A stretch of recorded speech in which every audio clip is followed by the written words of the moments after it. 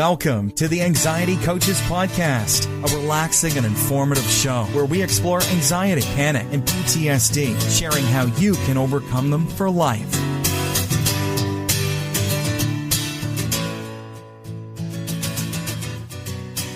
Aloha! Welcome back to the Anxiety Coaches Podcast.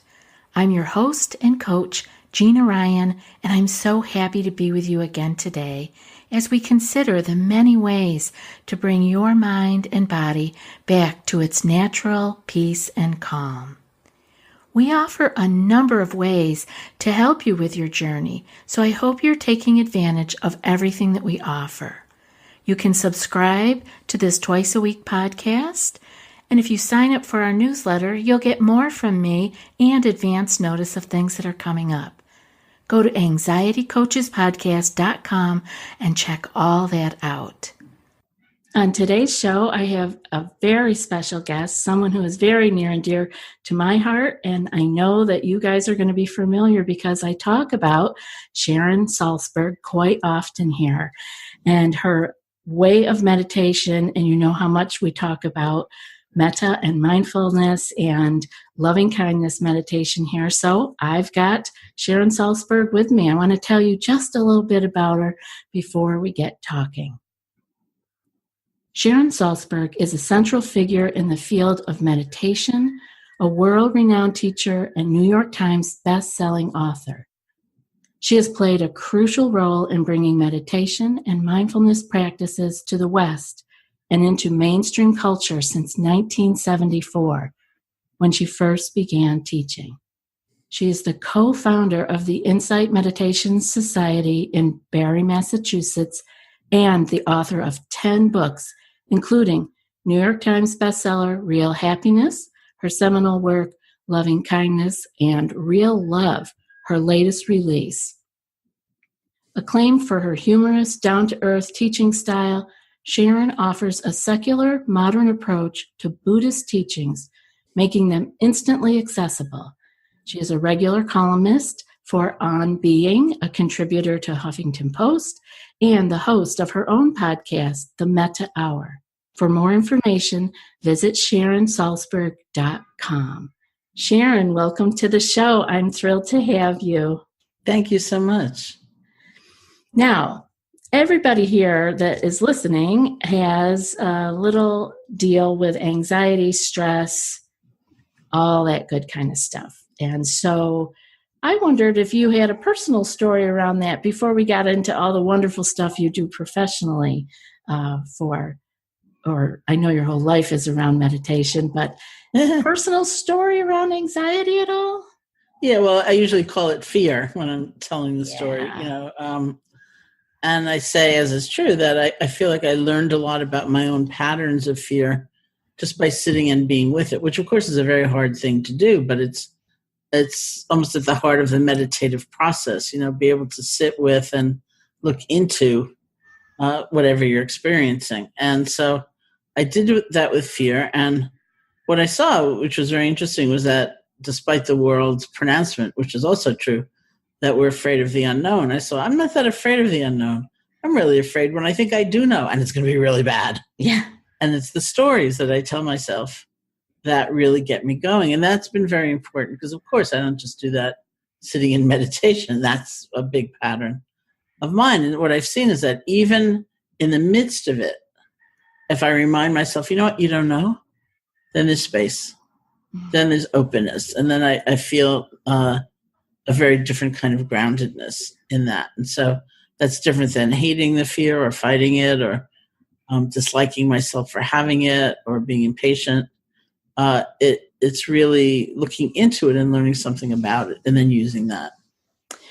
Yeah, that's beautiful. And I love that you have us sitting with it and actually being able to acknowledge and see that there is a little space there, usually. Yeah? Mm-hmm. Do you think? Well, especially if you see what is really contributing to this, the most. It's like if you're sitting with physical pain, sometimes it's not the intensity of the pain that's the hardest thing. Sometimes the hardest thing is all the anticipation in your thoughts. Mm-hmm. What's it going to feel like tomorrow? What's it going to feel like next week? Mm-hmm. What's it going to feel like next year? And that's very interesting to understand that our greatest suffering may not be coming from our knee, or our back, but from what we are adding onto it just out of habit. Yeah. And what we're adding on in anticipation of, and this will never end. This is it forever. Yeah. Mm-hmm. Yeah. I love how you separated out that you talk about it as fear, and that here we're using the word anxiety. And I like to get clear on that whenever, because there may be some people who will jump into this show because it's you and they haven't heard me talk about how we divide that out here. I actually try to talk about what we're dealing with on this show and with my groups is anxiety-panic, because we all have anxiety. We all have fear, right? Mm-hmm. And but we're trying to wrestle with this place that some people have become stuck.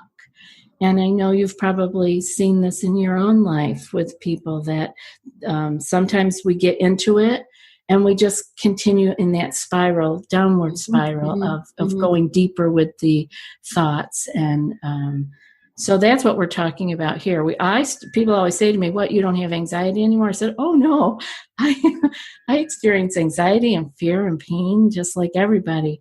But the difference that I have found by being able to do what I call clearing my anxiety was that I have tools that don't let me go down that and live in that wormhole anymore of this will be it forever. So, and I talked to you before the show saying that a big part of my journey was meditation.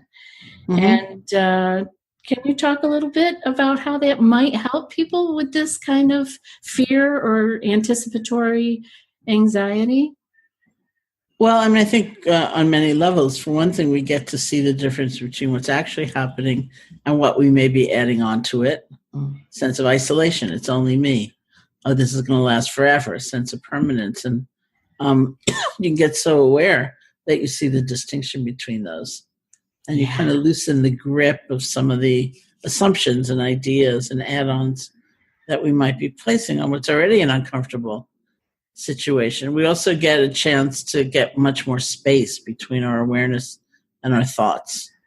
It's like it gets to be a spacious world instead of taking everything to heart and, soaking it in like a sponge and getting all filled with it. And my colleague Sylvia Borstein would describe herself as a recovering catastrophizer. Great term. And as she put it, she said if she calls one of her adult children and they don't answer the phone, it's like, oh, they must be dead. It couldn't be, as she says, it couldn't be that they're taking a shower, or they fell in love with someone and they don't feel like talking to their mother, they must be dead. And her mind will go there. And that's why she came into meditation practice to a large degree, because it was really affecting her. Now she might have the same thoughts, but she can laugh at them. There's so much more space. Yes. And some of the Asian imagery about meditation, they say, you get to see your thoughts like clouds moving through the sky. Instead of you yourself being such a sponge and it has you call your children 9,000 times an hour and drive them insane, so the first gap we're looking for actually is between what we're feeling and how we behave. Okay. It's learning how to channel the feelings so that they don't always lead to action. And that's a pretty big change in the quality of one's life right there, even though the feeling might be miserable. You're not lashing out, you're not sending that email, and you're not doing all that, without thinking it through. And then we begin to work with the feelings more directly. So putting that space in there, being able to actually, and being able to have an awareness that that's even a possibility. Like that's not something we do normally. We're not raised like that, right? Yeah. I wasn't. Yeah. Well, there's a lot of conditioning we're going up against, but that's also why it's good to have a sense of community. You realize like, oh yeah, we're all kind of experiencing the same things or very similar things. And working with the same tools, and it's good. Yeah. And being able to lend your hand out to another. Maybe you're in a good space that day, right? Yeah, definitely.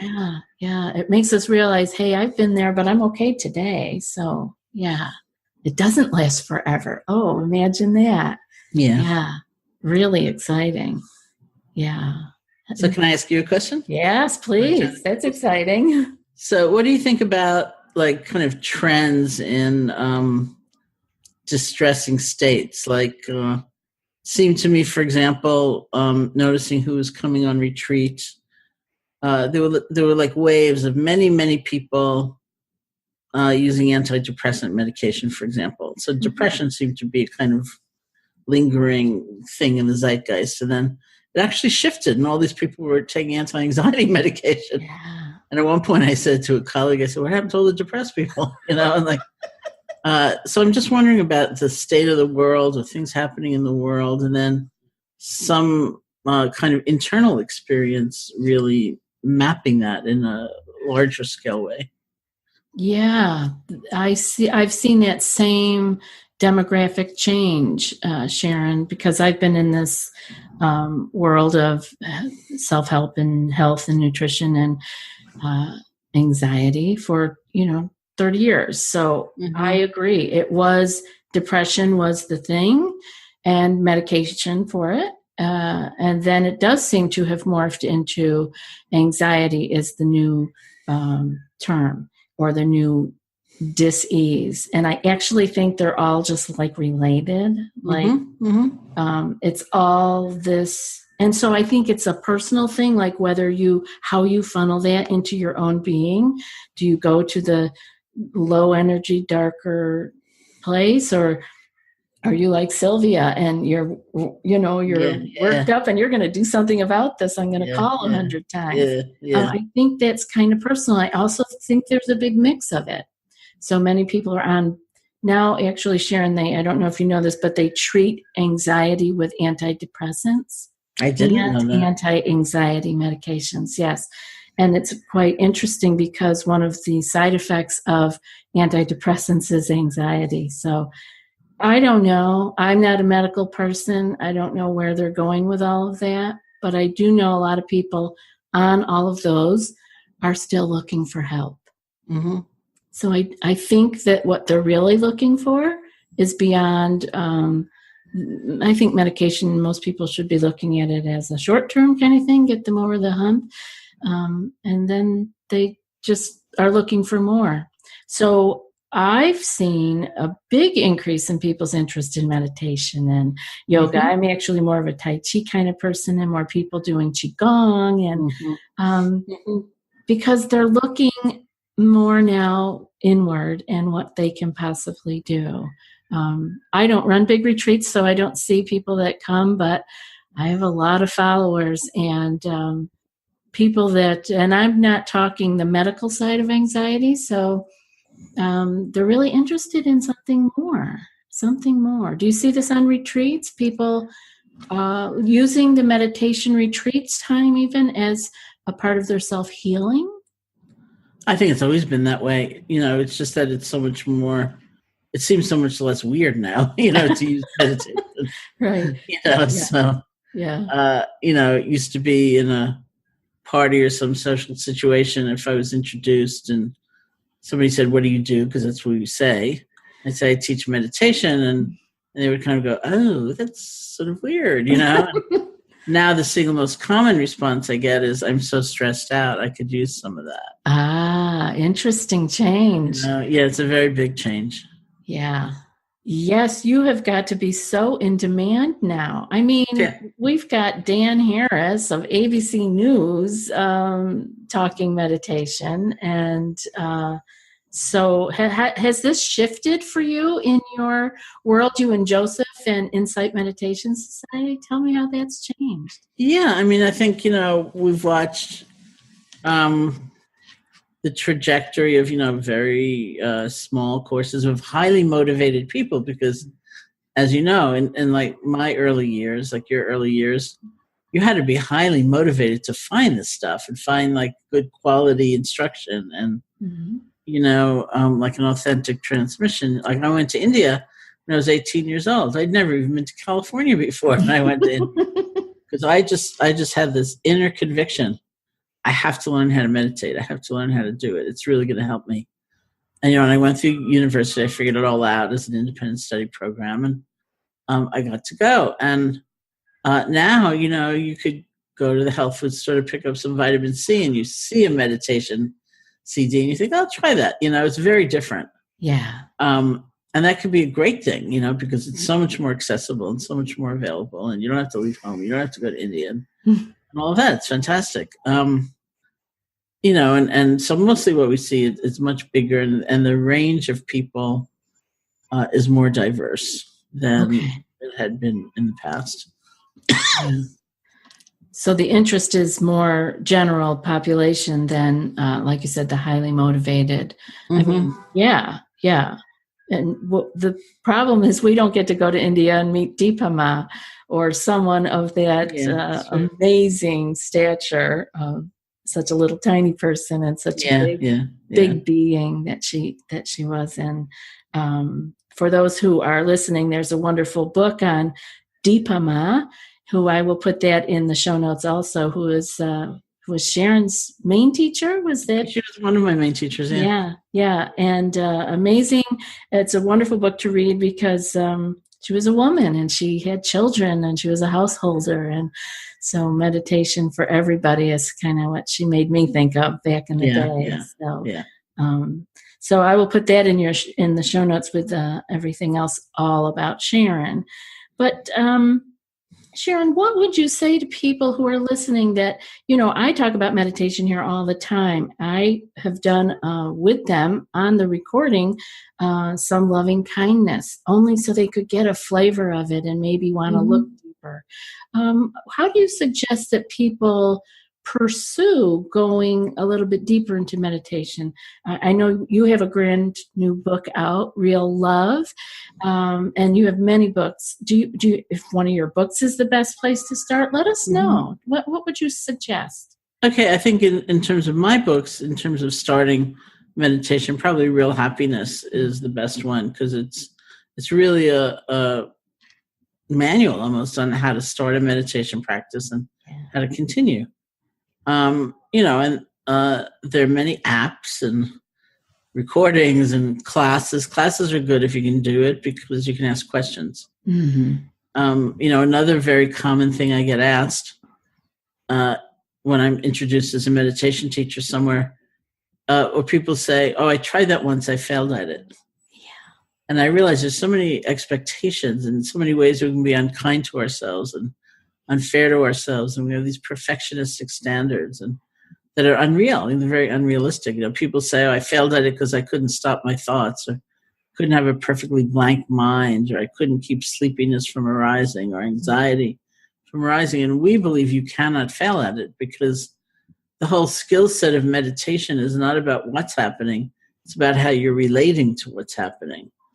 So how much presence, how much balance, how much interest, how much kindness are you bringing to that sleepiness and that whatever, anxiety, anything that's arising? Mm-hmm. That's the point. So you can't be having the wrong experience, but we always think we are. Mm-hmm. So some situation where you can get clarity and reminders, no, that's not what it's about. It's about this, is really useful. Beautiful.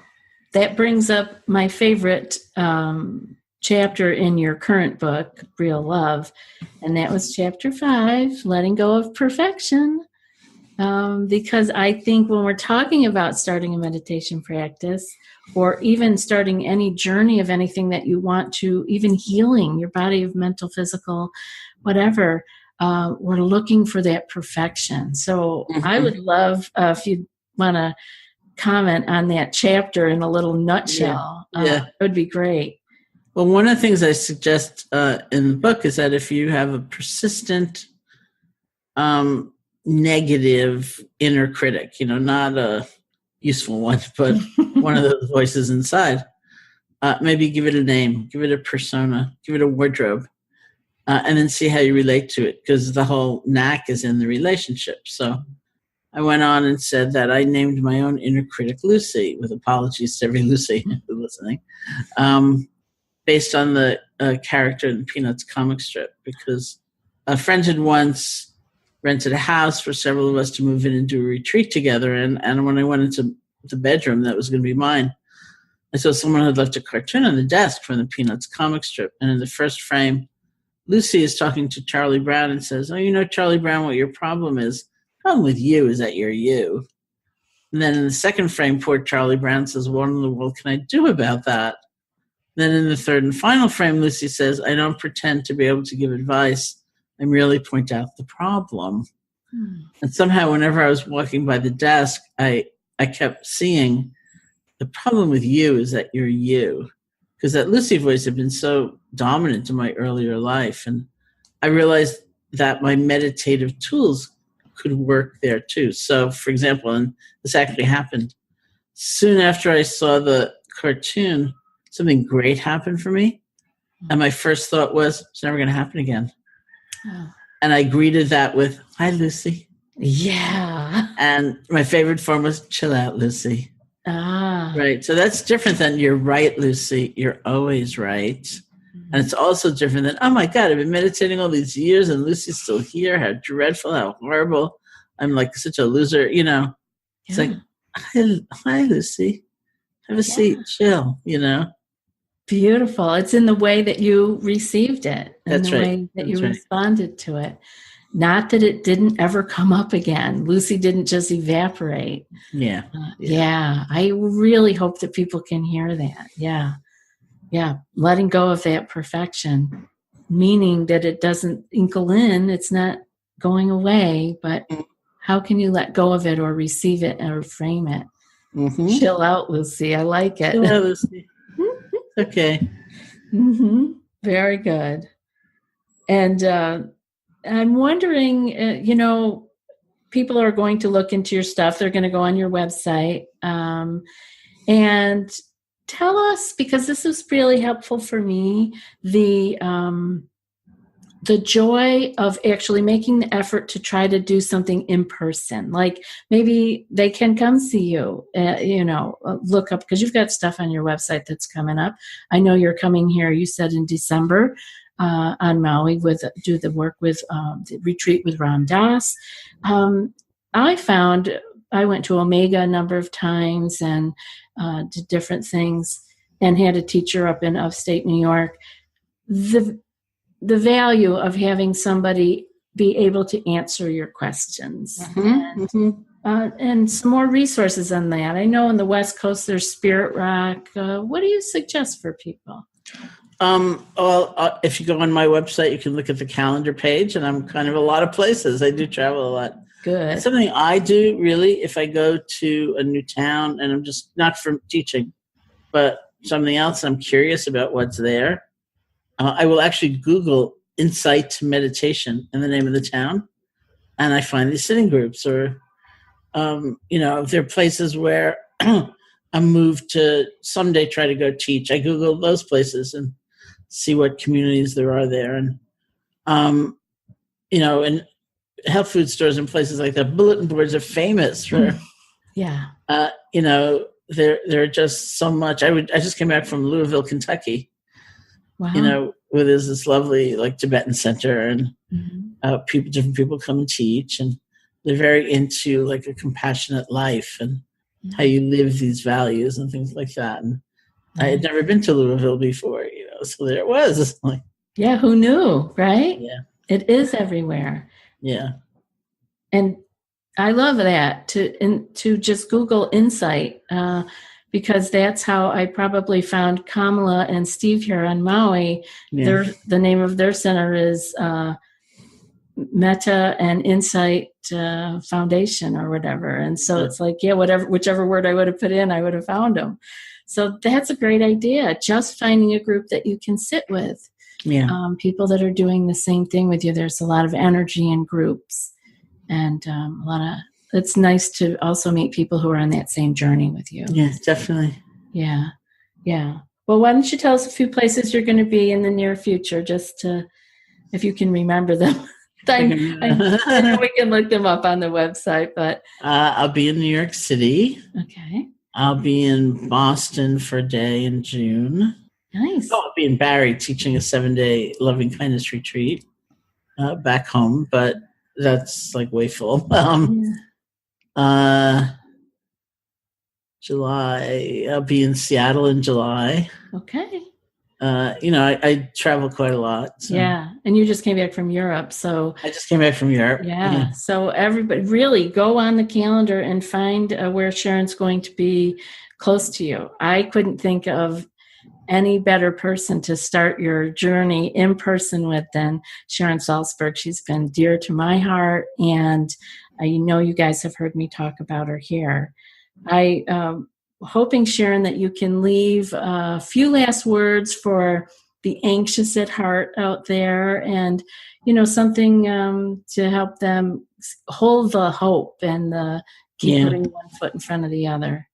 I mean, I think something that's really important is kind of taking it out of the pass-fail realm, It's like you haven't failed if you get overcome, because the essence of any practice is always being able to begin again. You get swamped with thoughts, you bring your attention back, or you realize you're talking to somebody and you haven't heard a word they said because you don't care about them. You start over, you really listen. We're always sort of doing that, and it's not a sign of failure. It's really okay. Yeah. Oh, that's beautiful, because we get swamped with being failures and thinking, I just didn't do it right, but just begin again. Yeah. Sharon Salzberg, you can find all of her information on her website, SharonSalzberg.com, and I will have links to everything of hers in the show notes. And truly, Sharon, from the bottom of my heart, thank you for spending time with us. You are a true delight, and I hope that I get to see you when you're here on Maui. That's great. Thank you so much. That's it for today's episode. I want to remind you that if you want more than what's offered here and more personal guidance, you might be ready for our group coaching membership program. It's a deeper dive into what you learn here on these episodes. Each month, you'll receive 2 anxiety clearing skill sheets sent in email. You'll also receive 2 live group coaching calls, which are recorded in case you can't attend. Those will help guide you through your challenges. And there's also a secret Facebook group for coach and community support every day, all month long. So if you're ready for more, go to anxietycoachespodcast.com/group-coaching and join today. I'd love to see you in the group. I'll be back in a few more days with another podcast. Until then, be well and aloha. Thanks so much for joining us for today's episode of the Anxiety Coaches Podcast. Find more information at theanxietycoachespodcast.com.